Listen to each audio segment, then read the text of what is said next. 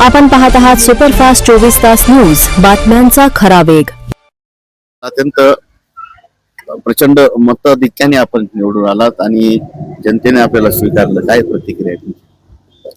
हे जो माझा आज जो विजय झाला हे पूर्ण हे जनतेचा, गौर सर्कल मधील जनतेचाच विजय आहे.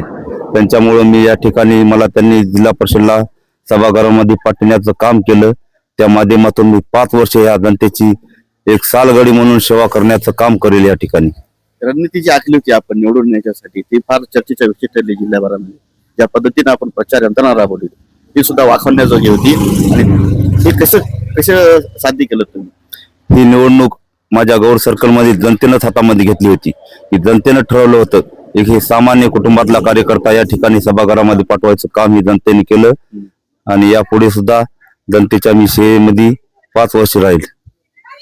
मागच्या काही दिवसापासून जे तुम्ही विकासाचे मुद्दे हातात घेतले होते की बाबा मी हे करणार ते करणार, असे कोणते महत्वाचे मुद्दे प्रकर्षाने तुम्ही आता तुम्ही जिल्हा परिषदेमध्ये गेला तर कोणते महत्वाचे मुद्दे तुम्ही आता घेणार आहात? या ठिकाणी अगोदर सुद्धा मी सर्कल मध्ये बऱ्याच गावामध्ये स्मशानभूमीचे शेड, रस्त्याचे कामं असे बरेच करण्याचं काम केलेलं आहे. आणि आता तर मला जनतेनं जिल्हा परिषद मध्ये सभागृहामध्ये पाठवलं.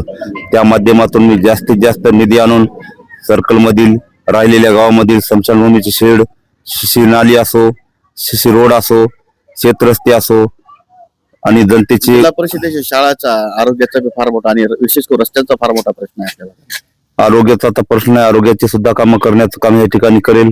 शाळेचाही तसाच प्रश्न आहे. शाळेचे सुद्धा या ठिकाणी कामं करण्याचं काम मी करेल.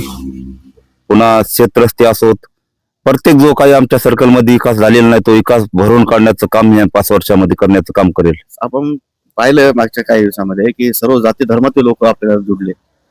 त्या बाबतीमध्ये फार मोठी कमाल करून दाखवली तुम्ही. मी एक असा कार्यकर्ता आहे, जातीपातीचं राजकारण करत नाही, सगळ्याला सोबत घेऊन चालणारा कार्यकर्ता आहे. म्हणूनच हे सर्व जातीपातीचे, सर्व समाजाचे लोक माझ्या पाठीमागे राहिले आणि या ठिकाणी माझा विजय केला. काय सांगाल? सर्वसामान्य नागरिकांनी तुमच्यावर एवढा मोठा प्रमाणात विश्वास दाखवला आणि आज आपण जिल्हा परिषदमध्ये पाठवले सदस्य म्हणून, एक त्यांचा नेता म्हणून त्यांनी लोकांनी आज तुम्हाला पसंती दिली. त्या मायबाप जनतेचे कसे आभार मानाल?